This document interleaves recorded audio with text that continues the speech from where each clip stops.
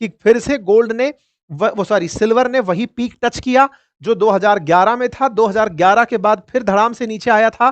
तो क्या अब ये फिर से नीचे आएगा? क्योंकि फंडामेंटल एनालिसिस करने वाले लोग इसी तरह की कैंडल्स को ऑब्जर्व कर रहे होते हैं कि ये कितने साल बाद रिपीट हो रहा है। ऐसे ही 1980 का रेट निकाल कर ला रहे हैं लोग कि $41.50 प्रति ऑन्स था, फिर वो गिर करके $3.50 तक चला आया था। 2011 में $49.82 तक था, वो वापस से नीचे आकर के $11.74 तक आ गया था और फिर से अब ये उठता हुआ गया।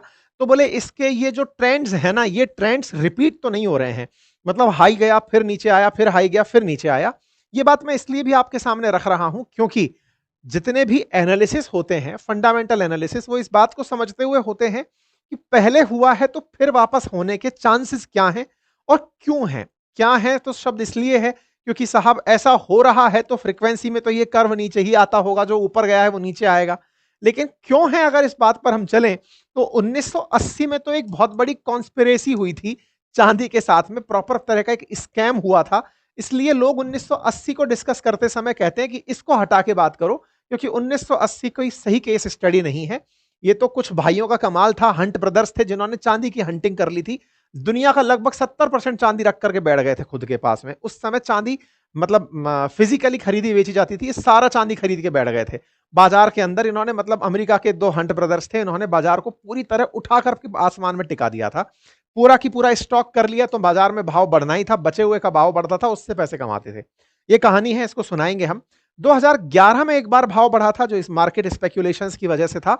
लेकिन अब जो भाव बढ़ रहा है इसके पीछे तार्किकता क्या है, मतलब ये भाव वापस से नीचे आएगा या और चढ़ करके ऊपर जाएगा? क्योंकि लोगों का मतलब एक्सपेक्टेशन है इंडियन करेंसी में कि अगर ये 171 के आसपास गया है तो क्या ये 2 लाख के आसपास जा सकता है क्या, मतलब चांदी का भाव और बढ़ सकता है क्या? ये तमाम चीजें, क्योंकि चांदी ने और सोने ने रिटर्न्स बहुत दिए हैं। अभी मैं आपको बताऊंगा कि इसके रिटर्न्स को लेकर के सिल्वर प्राइस ने 10 महीने के अंदर रुपया डबल कर दिया है। मैं आपके सामने कुछ मतलब आंकड़े रखता हूं, आप देख करके अंदाजा लगाइए। 10 महीने में चांदी ने 1 लाख का जिसने इन्वेस्टमेंट किया था उसे 2 लाख रुपए बनाकर दे दिए। गोल्ड ने 1 लाख पर 63,000 बनाकर दिए। निफ्टी ने 1 लाख रुपए पर 6500 रुपए बनाकर दिए। यानी इंडेक्स का जो रिटर्न है वो 6500 रुपए का ही आया, यानी 6.5% का आया। और एफडी का रिटर्न 5.9% के आसपास आकर के टिका। तो सिल्वर ने तो सीधा 100% रिटर्न दिया, गोल्ड ने 63% रिटर्न दिया। स्टॉक मार्केट और एफडी ये सबसे लीस्ट परफॉर्मिंग एसेट्स रहे। एक साल की अगर हम बात करें, ये तो 10 महीने की है, एक साल की अगर बात करें तो चांदी 94% रिटर्न देखे गई है। और 3 साल की अगर बात करें तो 206% रिटर्न चांदी दे करके गई है। तो ये नंबर्स ऐसे हैं जो लोगों को अपनी तरफ आकर्षित करते हैं कि भैया चलो इसमें इन्वेस्टमेंट करते हैं। इसके पीछे का बहुत बड़ा कारण जो आप जन जन को पता है वो यही है कि यार ट्रंप इतने अनिश्चित आदमी हैं जिनके चलते मार्केट के अंदर सेफ हेवन तलाशे जा रहे हैं। ट्रंप की नीतियों के चलते बाजार पूरी तरह गड़बड़ाए हुए हैं। लोग निवेश के लिए सेफ हेवन तलाशते हैं कि भाई डॉलर में इन्वेस्टमेंट मत करिए, या फिर दुनिया के अंदर जो ट्रेड है उसको तो बिल्कुल हटा दो साइड में, स्टॉक तो बुरी तरह प्रभावित हो सकते हैं, इनसे बच के चलना है। तो स्टॉक से बचने के लिए बोले क्या करें, बोले चलो जो सेफ इन्वेस्टमेंट है, फिर चाहे वो क्रिप्टो का हो रहा हो, चाहे गोल्ड का हो रहा हो, चाहे सिल्वर, बोले उनमें कर लो जो कि ट्रंप से अप्रभावित है। इसलिए लोग उस तरफ भागते हुए निकल रहे हैं, प्रॉपर्टी की तरफ भागते हुए निकल रहे हैं। तो यहां पे जो रिटर्न्स हैं 3 साल के अंदर सिल्वर, गोल्ड और निफ्टी के अगर रिटर्न्स देखे जाएं, निफ्टी 46% पर खड़ा है, गोल्ड 143% पर और सिल्वर 206% पर खड़ा हुआ है। 5 साल की भी अगर हम बात कर दें तो यहां पर रिटर्न्स में 5 साल के अंदर भी 256% का सिल्वर रिटर्न देकर के सबसे लीडिंग एसेट क्लास में आकर खड़ा हुआ है कि भाई साहब हम में निवेश करो और बढ़िया पैसा कमाओ।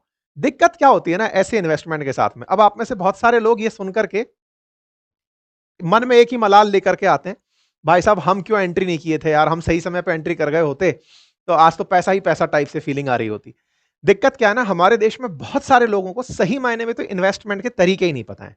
तरीके नहीं पता है से मतलब है कि हमें अगर गोल्ड और सिल्वर का भाव कोई दिखा दे तो हमें केवल जौहरी की दुकान दिखाई देती है कि जाइए सुनार के पास से थोड़ा सा गोल्ड खरीद लाइए, दुकान पर ज्वेलरी शॉप पर जाइए सामान खरीद लीजिए, हो गया इन्वेस्टमेंट। मैं बहुत बार आपसे कह चुका हूं सिल्वर और गोल्ड का वो इन्वेस्टमेंट है नहीं टेक्निकली।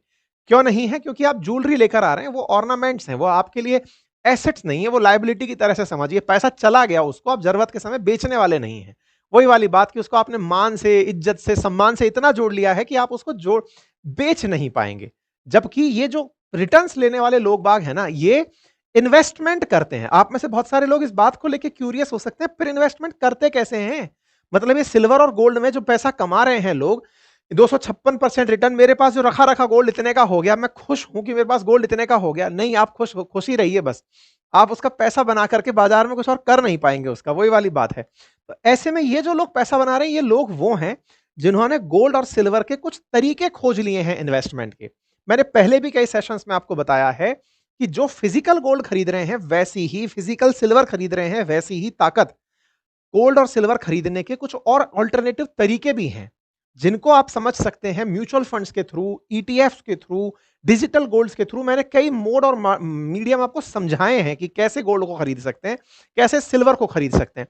और आप में से बहुत सारे लोग जो निफ्टी में इन्वेस्टमेंट यानी कि स्टॉक मार्केट में इन्वेस्टमेंट का म्यूचुअल फंड का तरीका जानते हैं, उन्हें यह भी पता होना चाहिए कि सिल्वर और गोल्ड के अंदर भी म्यूचुअल फंड्स के थ्रू इन्वेस्टमेंट किया जा सकता है। असल में जो पैसा जिनको बना करके घर जा रहे हैं ना, उन लोगों को थोड़ा सा समझिएगा, उनका आपको अध्ययन जरूरी है ना। प्राइस जो है 22% अक्टूबर के अंदर बढ़े। आप में से बहुत सारे लोगों ने विचार भी कर लिया होगा ना कि गोल्ड खरीदते हैं, उस सेम समय पर बेच के भी नहीं आ पाया होगा। वहीं दूसरी तरफ जिसने कल म्यूचुअल फंड में पैसे लगाए थे, आज का भाव दिख रहा है, वो एग्जिट भी मार लिया। या फिर कल इसने स्टॉक मार्केट में पैसे लगाए थे, आज दिख रहा है कि गोल्ड सिल्वर यहां चल रहा है, वो उसको लग रहा है बाजार गिर रहा है, उसको लोड लेना था, निकल लिया भाई। तो कुल मिलाकर बाजार के अंदर जो ट्रेड कर रहे हैं ना, वो लोग मुनाफे वाली चीज पर खेल रहे हैं। इसीलिए मैं आज आपको एक तरीका भी बताऊंगा कि आप कैसे गोल्ड और सिल्वर के अंदर इस तरह के जब भी प्राइस अप्स एंड डाउन्स होते हैं, उसमें कैसे ट्रेड ले सकते हैं, उसमें आपके लिए म्यूचुअल फंड कैसे एक बेहतर ऑप्शन बनकर आ सकता है। मैं उसके बारे में आपको जानकारी आज के सेशन में दूंगा। फिलहाल के लिए हम चर्चा कर रहे हैं कि प्राइस क्रैश होने का बड़ा रीजन क्या है। तो जैसा आप में से बहुत सारे लोग एक मन में भाव रखते हैं ना, अरे भाई साहब अब तो इसका औकात से ज्यादा भाव चला गया, इससे ज्यादा नहीं जाएगा।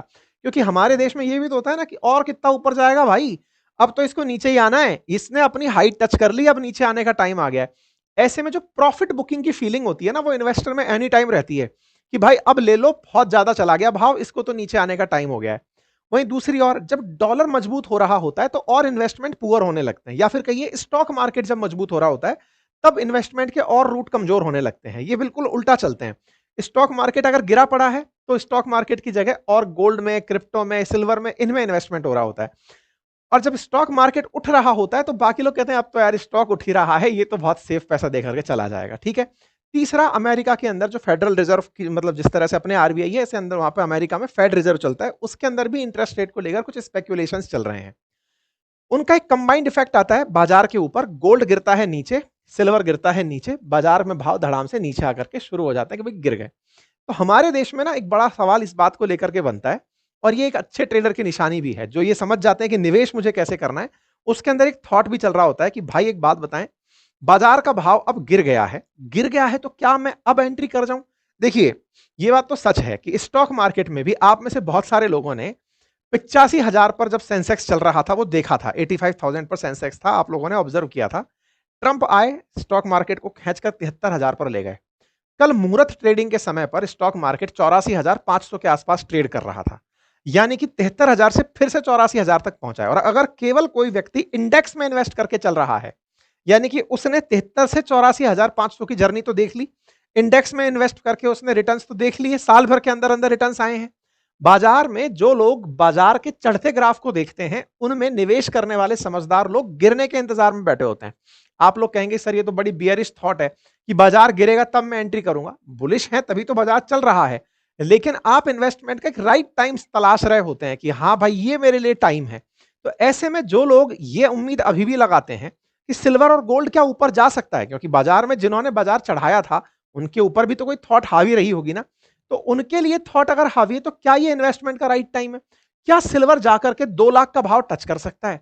ये सवाल तो बिल्कुल बनते हैं। और ऐसे में ये सवाल और भारी होते हैं जब 2011 और 2018 में ये क्रैश हो चुके हों।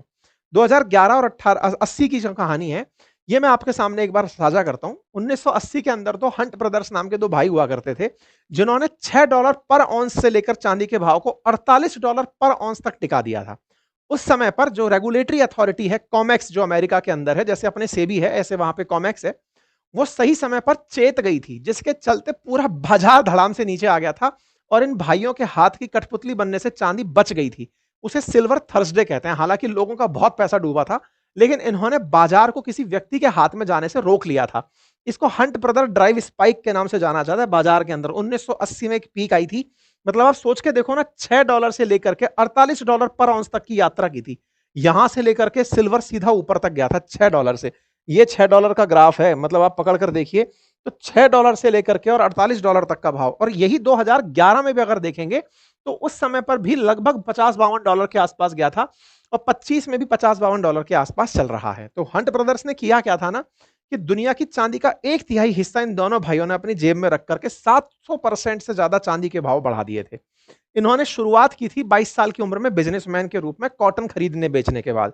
धीरे धीरे इनके बाप का फोकस शिफ्ट हुआ ऑयल की तरफ, फिर ये दोनों भाइयों ने चांदी पर फोकस करना शुरू किया। और जिस समय डॉलर कमजोर होना शुरू हुआ तो इन्होंने सिल्वर को खरीदना शुरू करते हुए बाजार में डिमांड रेज कर दी। डिमांड और सप्लाई में जब डिमांड ज्यादा हो और सप्लाई कम हो तो ऑटोमेटिक भाव बढ़ने लगते हैं। तो उस समय फिजिकल सिल्वर में काम होता था। इन्होंने मार्केट के अंदर सारा की सारा स्टॉक कर लिया चीज का, जैसे होता है ना काला बाजारी टाइप से, कि हमने तो रोक कर रख लिया बाजार, अब हमने स्टॉक कर लिया तो बाजार में अब बाकी लोग खरीदने के लिए जो भी मिल रहा है उसको औने पौने दाम में खरीदेंगे। लोगों के अंदर ये फीलिंग आ जाएगी कि यार ये इतना अचानक क्यों चढ़ रहा है, चलो हम भी खरीदते हैं। बस वही हंट ब्रदर्स ने किया था 1980 में। फिर वहां पर कॉमेक्स नाम से जो सरकार की संस्था है वो जागती है, कमोडिटी एक्सचेंज है वो जागता है, अपने यहाँ पर एक रूल लेकर आता है और वो कहता है कि भाई मार्जिन पर कमोडिटी नहीं खरीद पाओगे। मार्जिन का मतलब ये है कि 100 का माल 20 रुपए की साई पर नहीं उठा पाओगे, जिसको देना है पूरा कैश में उठाओगे। तो जो मार्जिन जैसे ही मना किया तो इनके पास पैसा खत्म हो गया। मार्जिन के ऊपर जैसे ही था, जैसे ही बोला मार्जिन पर नहीं खरीद पाओगे, तो जो इनके जैसे और ट्रेडर्स थे जो मार्जिन पर ट्रेड कर रहे थे, खरीदने का काम कर रहे थे, वो खाली हाथ हो गए। वो बेचने पर निकले तो इनको भी बेचना पड़ गया। क्यों? क्योंकि इनके पास भी पैसा नहीं था। ये तो स्टॉक में माल लेके बैठे थे, पैसा तो था ही नहीं जो रिटर्न कर सकें या फिर और सिल्वर खरीद सकें। ये तो मार्जिन पर बुक करते थे माल को, फिर स्पेक्यूलेशंस को चढ़ाते थे। तो इनका जब ग्राफ रिवर्स होने लगा तो चांदी धाड़ धाड़ धाड़ धाड़ नीचे आना शुरू हुई। तो इनके ऊपर क्रिमिनल इन्वेस्टिगेशन बैठा, फिर इनके ऊपर पेनल्टीज लगी। एक पूरा पूरा देश इनके चलते लगभग बर्बाद हुआ, पेरू जैसा देश, उसको इनको इनसे हर्जाना दिलवाया, इनको ट्रेडिंग से बैन करवाया। तो कुल मिलाकर के लोगों ने चांदी के साथ 1980 में खेला था। तो अब लेकिन फिलहाल ऐसा नहीं होता है, क्योंकि अब सरकार ने रेगुलेशंस बहुत लगा दिए। अब अगर एक ही अकाउंट से बहुत चांदी खरीदी जा रही है, कोई भी कमोडिटी का परचेज किसी सिंगल अकाउंट से हो रहा होता है, तो उस पर रेगुलेशंस अब बहुत हाई हैं। तो ऐसे में अब 1980 वाला दर्द तो नहीं है, या डर भी नहीं है। लेकिन हाँ, बाजार के भाव बढ़ रहे होते हैं तो दिमाग में एक पॉइंट तो रहता है कि यार ऐसा अब क्यों भाव बढ़ रहा है। तो इसके पीछे मेजर कारण इंडस्ट्रियल डिमांड मानी गई है। क्योंकि अभी क्या हो रहा है ना, कि जो हमारे सोलर पैनल बन रहे हैं और इलेक्ट्रिक व्हीकल्स बन रहे हैं, 50% चांदी केवल इंडस्ट्रियल यूज में काम आ रही है। मैं आपके सामने एक फैक्ट रखता हूं कि इंडस्ट्री में, मतलब सोलर पैनल्स बनने में और ये अपने जो इलेक्ट्रिक व्हीकल्स बन रहे हैं, 50% चांदी यूज में आ रही है। आप पूछेंगे काय में यूज आती है? असल में चांदी क्या है ना, एक अच्छी कंडक्टर है, मतलब सुचालक है, बिजली उसमें से अच्छे से प्रवाहित होती है। तो जो फोटोवोल्टेइक सेल होते हैं ना, जिसके ऊपर मतलब लाइट पड़ के सोलर एनर्जी बनती है, सोलर पैनल्स जो होते हैं इस तरह से जो दिखते हैं, कहाँ गए ये, तो इनको बनाने में चांदी का बहुत यूज होता है। तो चांदी का जो यूज है उसी को ही आज 50% बाजार मिला हुआ है। और आप जानते हैं कि ग्रीन एनर्जी में फोटोवोल्टेइक सेल जो है, सोलर पैनल्स, इनमें इन्वेस्टमेंट होना ही है, क्योंकि अल्टीमेटली सोलर एनर्जी ही एक अल्टरनेटिव रिन्यूएबल एनर्जी का सोर्स बन करके आया है। तो इसका यूज यहां पर बहुत बढ़ रहा है। दूसरा, लोग जो कॉइन और बिस्किट खरीद रहे हैं, 25% ट्रेड उसमें हो रहा है। 18% ज्वेलरी में, मतलब सिल्वर का बहुत ज्यादा यूज ज्वेलरी में नहीं होता है, 18% तक ही यूज हो रहा है। फोटोग्राफी में उस समय 1980 के समय पर फोटोग्राफी सबसे बड़ा रिसोर्स था खर्च करने का, मतलब खर्च करने का एक प्रोडक्ट था। क्योंकि उस समय वो ब्लैक एंड व्हाइट पिक्चर्स को बनाते थे ना, सिल्वर की प्लेट पर बनाते थे, तो वो फोटोग्राफी में उस समय मेजर यूज होता था। अब 3% ही यूज होता है। तो इस तरह से फिलहाल इंडस्ट्रियल यूज चांदी का बहुत बड़ा हुआ है और सप्लाई है नहीं। और जियो पॉलिटिकल अनसर्टेनिटी की चल है, लोग जो है वो किसी अच्छी एसेट क्लास में इन्वेस्ट करने का विचार लेकर के इन्वेस्ट कर रहे हैं, इसलिए चांदी की कीमतें बढ़ रही हैं। तो मतलब चांदी इस समय इसलिए नहीं बढ़ रही है कि किसी ने भाव कंट्रोल कर रखे हैं, या इसलिए भी नहीं बढ़ रही है कि बाजार में माहौल बना हुआ था। नहीं, चांदी का सही मायने में यूज हो रहा है। इसीलिए बाजार के भाव जो गिर सकते हैं, जो स्पेक्यूलेशंस लोग लगा रहे हैं कि 1980 में जैसे गिरे थे या 2011 में जैसे गिरे थे वैसे गिरेंगे, नहीं, वैसे भाव नहीं गिरने वाले हैं। अगर वैसे गिर गए तो सोलर सेल्स बहुत सस्ते हो जाएंगे, बाजार और तरह से प्रभावित हो जाएगा। अब उसका इंडस्ट्रियल यूज होने लगा है, ठीक है। तो ऐसे में बाजार के गिरने का डर वो वाला तो नहीं है जो पहले के दशकों में हुआ, लेकिन बाजार फिर भी गिरा है। बाजार के गिरने के पीछे प्रॉफिट बुकिंग सबसे बड़ा कारण रहा कि लोगों ने कहा यार बहुत भाव बढ़ गया, अब तो इसमें से पैसा निकाल के निकलते हैं। बड़े इन्वेस्टर्स मौके का इंतजार कर रहे होते हैं कि सही भाव मिल गए, निकलते हैं। तो प्रॉफिट बुकिंग के चलते सिल्वर नीचे आया, लोग इन्वेस्टमेंट करने अभी भी इसके अंदर जाएंगे। यही हाल गोल्ड के साथ भी रहा।